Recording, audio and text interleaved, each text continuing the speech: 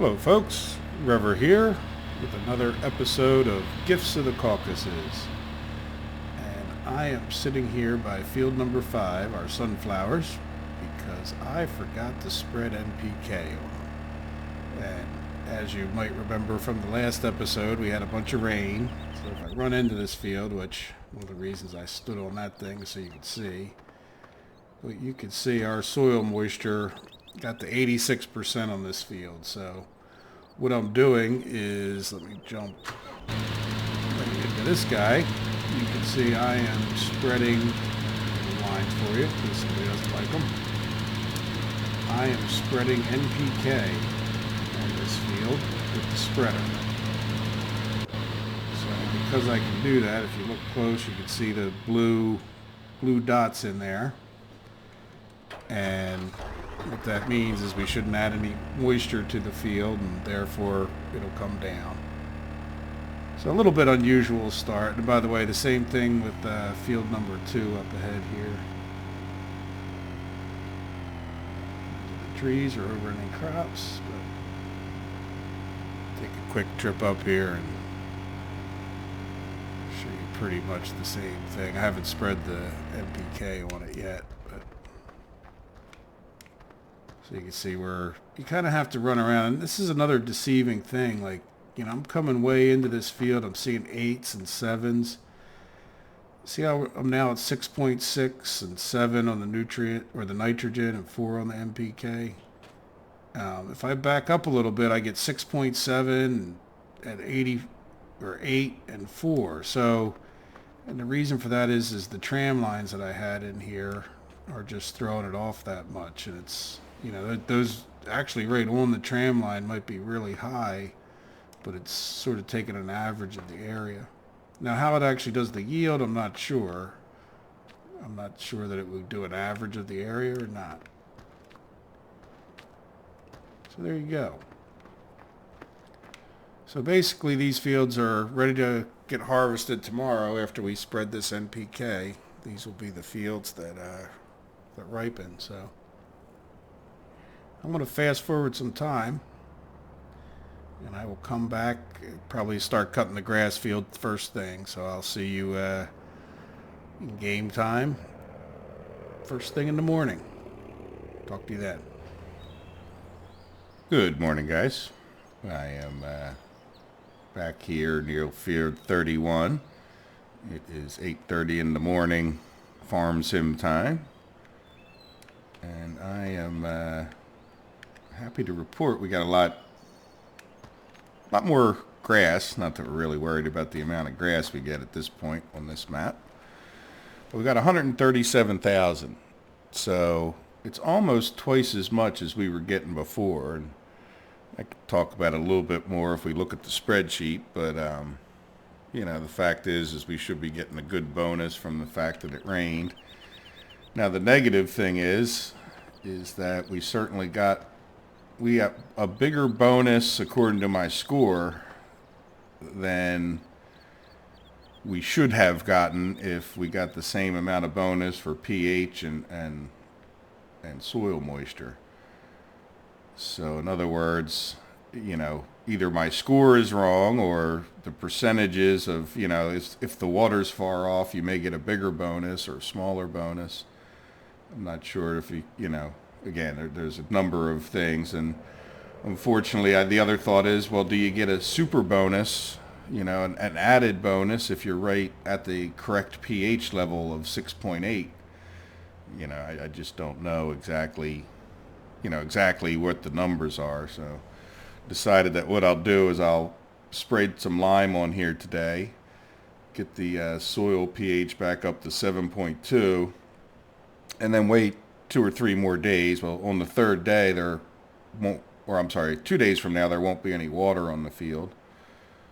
And, you know, that way we'll kind of get back to where we were with the pH test, so to speak, where we're seeing how much yield we're getting just from having pH on the field, you know, what that effect is. And we'll cross the 6.8 barrier and then go from there. And maybe after that point we will deal with the soil moisture as the thing we work on. The problem with trying to do it is you can only spray water to get it up, so we'll have to go up by 28 each day.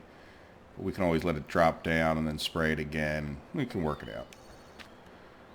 But I would really like to find out what the pH score is. It wasn't anything real clear when looking at the numbers. So, but hey, you can see that, hey, adding that moisture certainly gave us a good bonus. So we'll see. Other than that, I am down here. Well, I was harvesting field 5 until I ran out of space, apparently, in the... Let's do this guy first. So I ran out of space in this guy. That's field 2. I'm sorry, not field 5. Field 5's coming next. Jump and run down in here.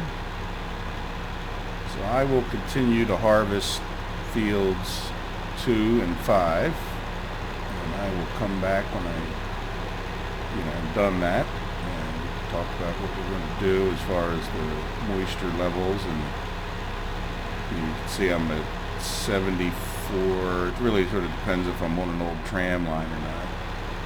71 is the normal, quote, number that I would put in. And you can see me floating around that at times. Again, it sort of depends on where the tram lines were. So, well, let me finish up this harvest, and then I'll go over to the spreadsheet, and we can talk about what we're going to do. All right, see you guys in a while. Guys, the harvest in field 2 and 5 is completed.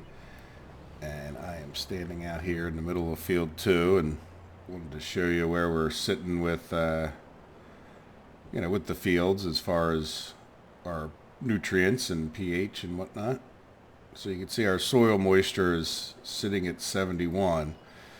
You can also notice I've already sprayed herbicide CC, C for corn. And I've got 3 days prevention on there. And our pH is at 6.6, which is a little bit low because we're going to lose one for having spread the herbicide, and we're going to lose another one, as a natural part of the growth cycle. So that means we would get down to about, 6.4 or something like that, which is too low. So shortly here I will start spreading some lime on this field, probably let this guy get done. You can see down there he's not doing the world's greatest job as far as he's missing a little spot at the end. I think you can probably see that in the video. But we'll see. He's doing okay. Not going to worry about it too much in life. I ran around the field a bit until I found what I'd call the lowest point. Again, mostly because we can try to see, maybe we can tell a little bit. I haven't really been putting as many tram lines in. You can't see it with the pH.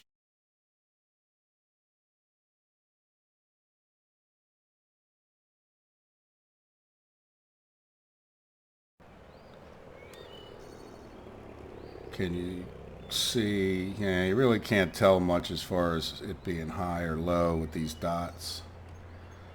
But if I run around a little bit, you'll see real quickly here these numbers will change. See, now I got 11 on the nutrient or the nitrogen and 6.7, and that's probably because I'm close to what was a tram line someplace, so as I run around you'll see it tends to be more of the field tends to be the 10. So as you get closer to a tram line you'll see it gets higher, and if you're true to your tram lines, which I haven't been so much on this map, and you're constantly creating similar ones, you'll see certain numbers go way up high, and it gets upsetting if you want everything to be perfect. But the only thing I could say is if you want it to be perfect, don't use the tram lines. And even then, like little places like this where there's no crops, are going to cause an issue. And for me, with the fact that I'm using the tram lines, even going to clean that up I think makes it worse, because you end up with a tram line where the tractor tried to plant.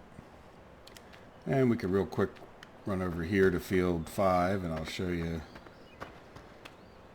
a similar phenomenon. Like, you definitely want to get off of your field edge because you'll pick up what's going on with the grass. And if we look at the grass because of overspray a lot of times and stuff, or just whatever, we got high moisture, it's just completely no nitrogen, there's no overspraying going on right here, but you just end up with some real goofy numbers. So get out into your field, and then, so when I'm looking, this is pretty much my low point here. I know that because I kind of already checked it out before I started recording. So you can see we're already up to 11 on the nitrogen. And the fact that we were on 10 on that other field is, we're getting real high, or we're getting very high on our nitrogen. So what I'd like to do is jump over to the spreadsheet now and show you what the plan is. But basically, we don't want to spread any more nitrogen on this field. And I'll show you that we're actually really just at the cutoff now where I think that, having the nitrogen too high versus the PK spot on, now we're crossing the point where you don't want your nitrogen to go any higher. It's worth getting the PK to, be a little bit high. And I'll show you how we'll do that. All right, so let me jump over to the spreadsheet. We can go through each of the fields, but we'll start on fields 2 and 5 here. And hopefully seeing the numbers makes a little more sense than me trying to run around fields. All right, see you in 1 second. Hello guys, I am on the spreadsheet, and I am looking at field number 2 here, and I wanted to show you what I actually ended up deciding to do. If you note here, I turned the herb CC light blue, but I didn't turn the whole field, or the whole backfill. I just turned the wording because I haven't sprayed the lime yet. So this is usually what I'll do. However you guys do it, if you keep track, it's, I'm sure it works for you. But I went out there, put in the numbers that from running around in the field, which, because we had chaff in the field and we cultivated, we went from 9 here to 10. So keep that in mind on fields that don't have windrow, that you will, if you cultivate with the real cultivator, which you have to do to plant the corn, you'll get a bump up in your nitrogen, which in some ways isn't a good thing. But like I said out in the field there, we were going to get down to 6.4 if I take away this number here. And we're actually lower than that because we would have had a minus 0.2 for the spreading that herbicide. So we'd get all the way down to 6.2. And we'll get a 0.6 bonus for adding the lime, which gets us to a 0.4 here. We're going to add some moisture. Just because we have to spray the herbicide. So one of my questions coming in was, well, where are we going to end up? And as it turns out, you can see, even though we had rain and we ended up with a 71 to start, we still need to spray and get moisture. So, we had to keep that in mind, and the way this works out with the PK. If we had to spray 2 different nutrients, then I would definitely want to spray it on the first day so that I didn't double up my moisture like I am here. So let me get rid of this for a minute. And if we just focus on our nutrients for a second, a lot of times we've been spraying 2 NPK, and that would still be the best thing in order to get a PK of 4, which is a big thing. Getting that PK right every time makes a huge difference. So having the PK right gets us to a score of 65 here. When you're at this point where your nitrogen hits 12, you're really, to me, that's really pretty much the borderline. You don't really want your nitrogen at 12. If the nitrogen was at 11, like let's just fake it out here for a second and put a 2. See how we're at 70 score when we're at 11? So what happens is, let's just get rid of these 2. And we'll get rid of this. And we'll go back to what I had as the original plan, which is to then spread the PK. So because we're not going to spread anything here, our nitrogen will drop all the way down to 6, which is actually a really good nitrogen score, 95. Not perfect, but pretty darn close. But our PK score is going to drop all the way down to 7. I'm sorry, 77, because we're just 1 off on the PK. But the bottom line is that the score we're going to get is going to be a 72. So even though this isn't, it's far from ideal, a score of 72, it's about the best we're going to be able to do, given that our PK, there's just no way to get that PK spot. Well, that's not true. We could get the PK spot on, but our nitrogen would go so high that, our score would end up actually being lower. So this is I'll call this a pretty normal part of the cycle from what I've learned. I'm sure there's other ways to do this besides my way. You can try different experiments. I've tried some other things, and again, working out this stuff, this kind of puts it right on the borderline. And note that's one of the reasons I'm keeping track of our actual yield. Unfortunately, this field I did canola, so we got this one in corn. We'll see where we line up, and we'll see when our scores are, and maybe we try some different things if this keeps going on to see if we can get a better yield with different numbers. But as far as I know, with the score system that I've put in place, this is the best way to do it. Now here is our field 5, and really the results are the same, even though that nitrogen score ends up being a bit higher with the 11. The result's the same. We end up one more higher, so our score isn't quite as good at the very end. But if we try to do the other thing, 2 NPKs, it would be even worse. So, it's, at this point, it's especially because it would get real high, like 12 or 13, and that would really start hurting your nitrogen score over here.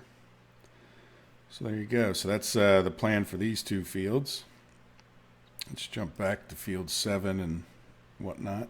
So we're on Wednesday on the map, and in this field, because again our nitrogen wasn't so high to start out, we're going to end up spreading NPK twice, and our score will get down to 57 on the moisture. So even though it rained in the beginning of our, pretty much when we planted this field yesterday, it's going to drop right down back to where we need it to be. So we were at 100, and by spreading the NPK versus spraying it, oops, you know what? Oh, it rained, the herbicide. We're pretty much where we're at. I will go double check this number. I can't say that I've actually looked at it to make sure, but we should be down to 85, and we should have a good score. I will go double check that now that I think about it. Similar story with this one. I didn't write spread here yet, but we want to get our PK right to 4 and probably 100% moisture again, and we should be able to drop it right down as long as we don't spray, as long as we spread it. Same thing again here. And you can kind of see why I grouped these fields together maybe. 7's going to move because it's potatoes, but it takes that extra day. But these 2 fields in particular have similar numbers, similar things we're going to do to them each day. Makes it a little less confusing for me to know what to do. Same thing here. I mean, these are both crops that require the certain header on the tractor for corn, the corn header. Sunflower uses the corn header as well. If we look at where we're at with field 3, we should be, again, we're on Wednesday here. So the question was, do we spread? And again, the closer that rain happens to your harvest, the less time you have to react. So we're going to end up a little high. I think I want to put a number of 42 in here so these numbers hit my normal numbers. And so there we go. So we'll spread some NPK today on fields 3, and we'll do the same thing on field 4. And again, similar crops, similar needs. No, the crops really don't, other than the potatoes, they're really everything kind of is the same. Grass, I guess, is a little different too, but they all use the same nutrients over here each time and each different growth cycle. So again, I will double check these things again, though I did just do it yesterday. So there we go. So we'll be a little high on the moisture. Not much we can do about it. But again, our score for the moisture over here isn't horrible. It could be worse. Again, as long as your moisture is fairly close, I believe you get, a reasonably good score. And it's all part of the reason we're doing the grass experiment. Try to see what we can't confirm and not confirm. Now, as far as fields 1 and 9 go, I think these fields are a little different from each other. Now, here's a case where, again, we didn't put our question marks in, but we're on Wednesday here, and we need to spread some NPK. And maybe I'll even write that in now, just so I don't forget, so we don't add any more moisture than what we already have. See, I put in a number here that sort of reflects how much the rain is that we got, and the fact that we sprayed the herbicide raised it. We got 43 rain, but then we also got 14 more for spraying the herbicide, and I subtracted 1 just to keep this number to be where the numbers are most likely going to show up in the game if everything was perfect. So there we go, some more NPK spreading on the sugar beets. And another field, again, similar. We'll spread it so we don't add any more moisture. Not sprayed it. Spread it. Oh. Sorry. There we go. So, same deal here. Nothing overly exciting or different than the last couple fields. Hope all of that makes a lot of sense. And come out here and take a look at our grass field and what happened. So we are again on Wednesday. And I probably should I was thinking of putting the days in here because it's starting to get a bit much as far as, where we're at. But I intend to spread lime on this field. And here is my reasoning.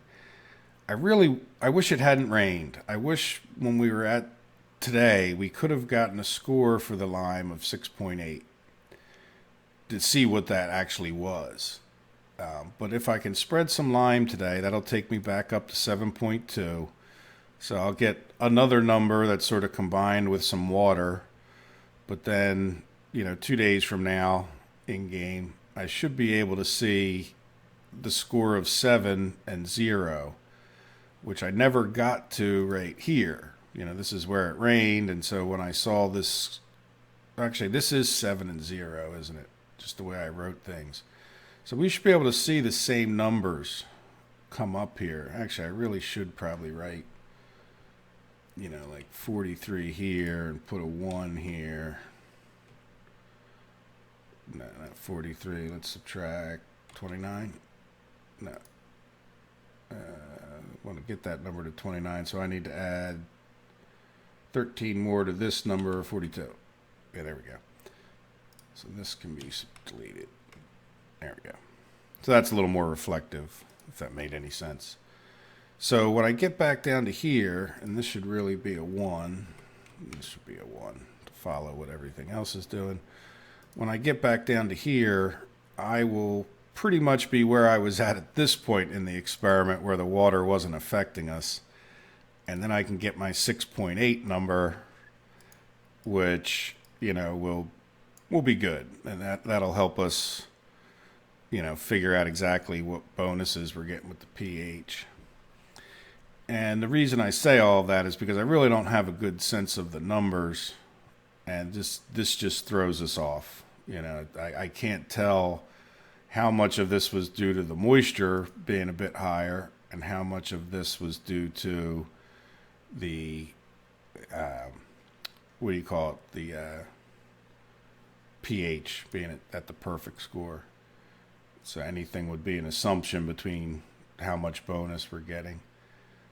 I did try to play around with some numbers, no real great conclusions. This sort of section here, I was messing around with, well, what do we get for yield with this and that? And, this is trying to put them all in the same terms. Like, in other words, this would represent taking this and dividing it by 0.7. This was the yield we got when we had a 97% bonus, yielded us this much per 10% bonus. And this same thing here, this would put this in line with this number, so these numbers would be similar. We're averaging a 7,600 bonus per 10% change. But if you also notice, this number is declining. So it seems like the closer we get, the less of a bonus that we're getting. So it's not linear. Like, this number would be the same if it was the same every time. So it means that it's a curve as opposed to being a straight line kind of thing, which makes it a lot more difficult to figure out.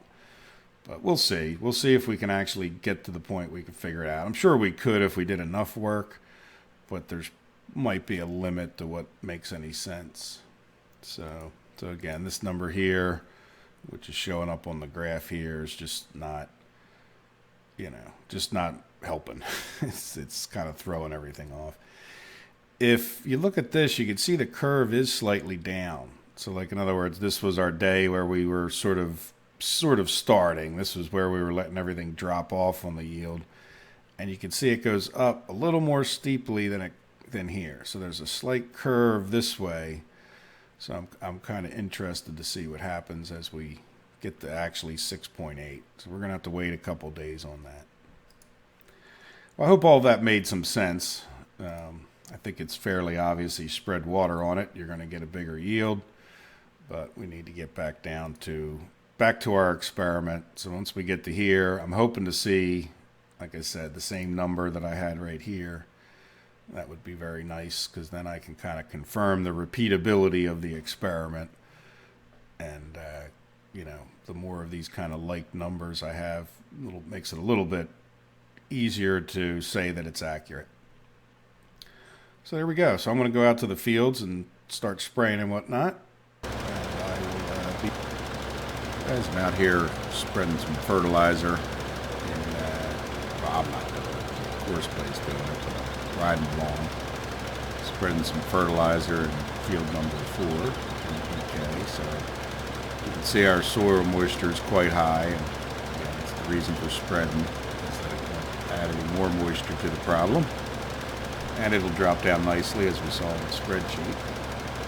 But I was sitting here thinking about, I'm also over in field, not me, the course plays over here in field 9. I've sprayed pretty much all the fields. I need to run out to the grass field and spread that line before I forget.